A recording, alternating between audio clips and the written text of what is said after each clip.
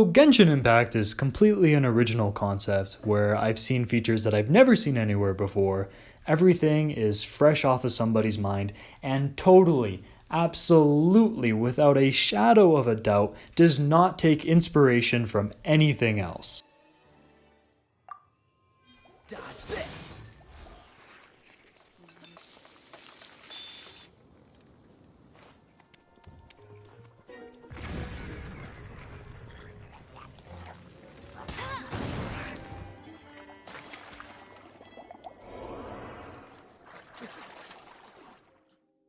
No, but really, all jokes aside, I'm not here to just trash this game. Instead, I want to take you guys kind of back in time and talk about how we got to this point.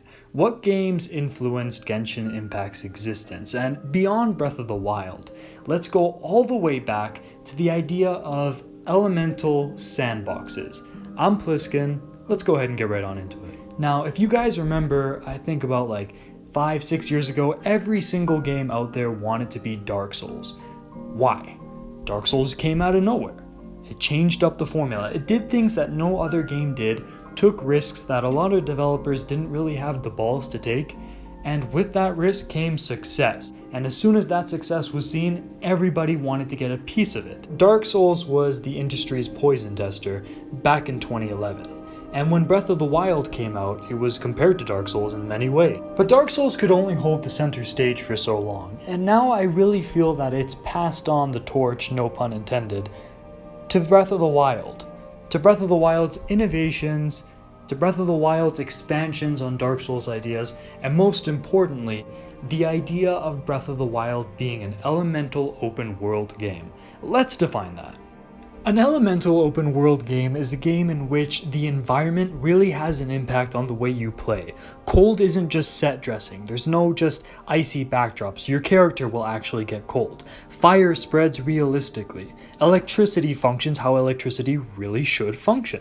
Overall, this design is really cool because it allows the player to use these elements combined, mix and match them to come up with strategies that are normally outside of the box for how we normally would tackle opponents, puzzles, so on and so forth. And while Breath of the Wild is a great example of how a mainstream game kind of brings this idea of the elements actually mattering in gameplay, it's not the original. It's not the one that first brought this style of thinking to mainstream gaming. While by no means the first survival game, Snake Eater is definitely a pioneer in the sense that it brought a lot of the hardcore elements of survival games and put them in a package that was acceptable to the mainstream gamer.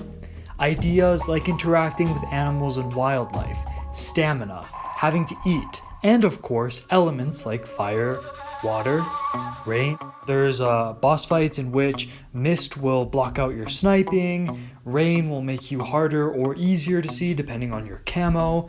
There's one boss fight against Volgan where if you have any metal items on you, his electric powers are twice as effective. And then of course, even time matters, as if you save and then wait long enough and the passage of time happens, one of the bosses will just die of old age. It's little realistic details like this that make Snake Eater such a loved and remembered game, and for a while it felt like this was going to be the only mainstream experience we'd get of these realistic elements making their way into action, adventure, or stealth games. 7 years after Snake Eater, we got Skyrim, and while here by no means were there elemental gameplay elements, what's important about Skyrim is that it brought to the mainstream the idea of open world exploration in a way that we had not seen up until that point. While you had games like Morrowind and games like Oblivion, Skyrim brought that open world exploration packed full of content and secrets in a way that was presentable not just to fans of the Elder Scrolls, not just to fans of RPGs, and not just fans of the fantasy genre, but any gamer. But for all the immersive sets of dialogue, characters, and places that you saw, there was always one thing that was missing, and that was the world being an active player.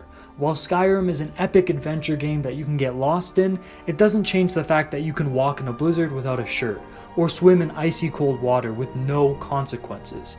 Everything is being an active participant except for the world, and this is where Breath of the Wild comes in. Breath of the Wild really hit hard with gamers and really blew our minds because it took this scale of Skyrim, the adventures, the dialogue, the temples, the secret places, but added in those environmental gameplay elements that Snake Eater brought to us way back when.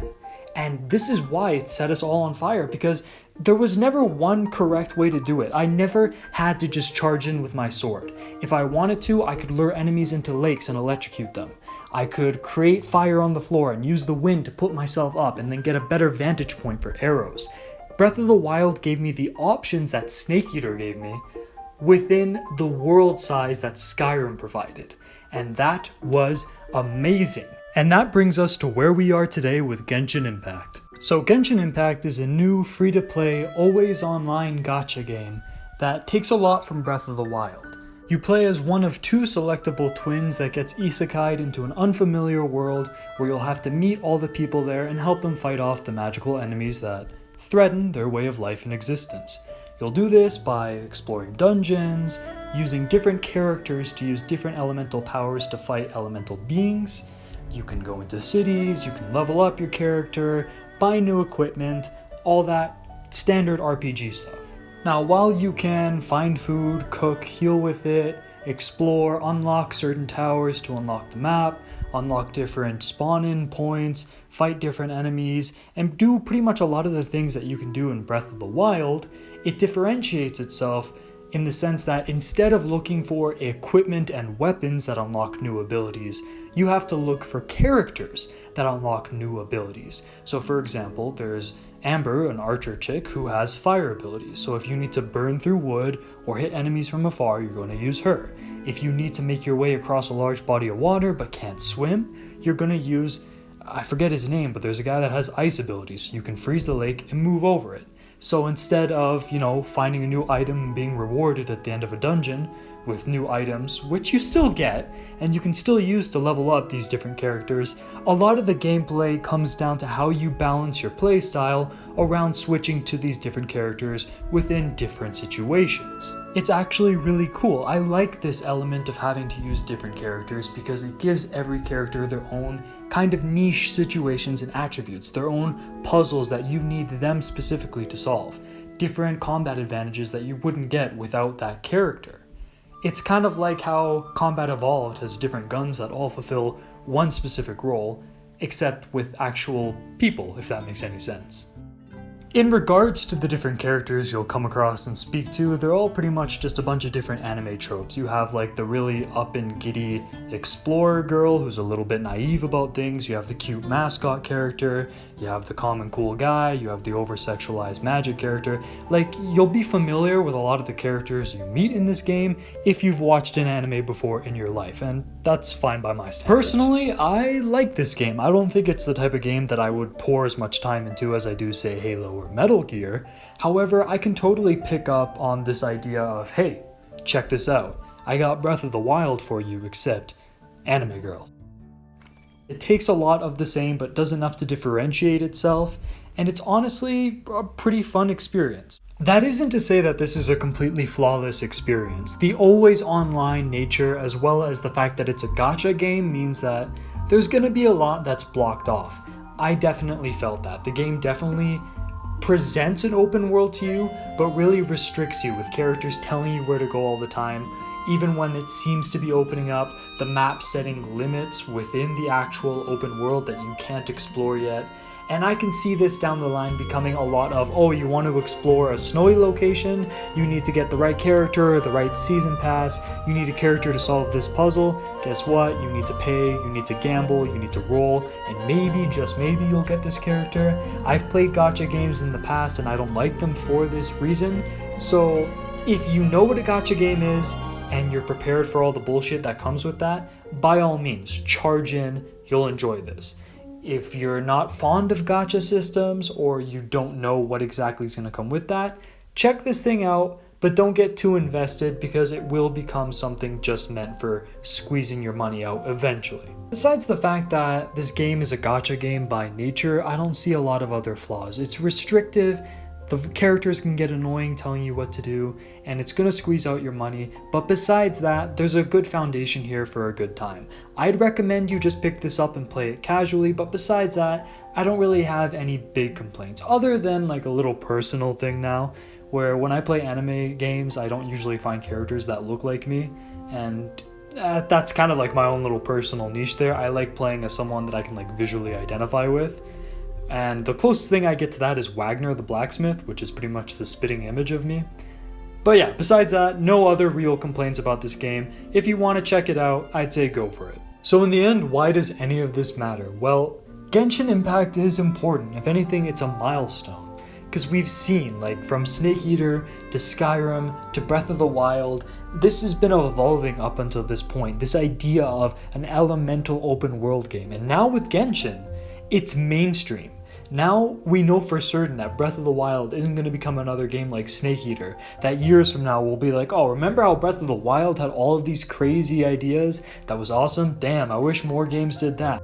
Instead, Genshin serves as an example that developers have taken note, that there is a mainstream audience for the thrills and fun that games like Snake Eater and Breath of the Wild offer. And now I feel we're going to see a lot more games like this, a lot of Breath of the Wild clones. And you know what? I'm fine with that. Give me Breath of the Wild just with an anime twist. Give me other games that take this idea of an elemental open world, put their own twist on it. I don't care if they're all really similar. If this is going to be the next thing we keep on getting copies of till we're sick of it, that's fine by me because it's one hell of a formula. Now this is probably a pipe dream, but maybe, just maybe, now that elements are taking like center stage in fiction again, and this sort of gameplay style with multiple characters using different elemental powers is coming back, maybe, just maybe, we can ask for a Bionicle revival within this genre. Is there anyone old enough in my audience to even know what Bionicle even is? If you are old enough and if you love Bionicle and would love to see a game in this format using the Toa characters, leave a like, subscribe, and I'm going to see you guys in the next video. Over and out.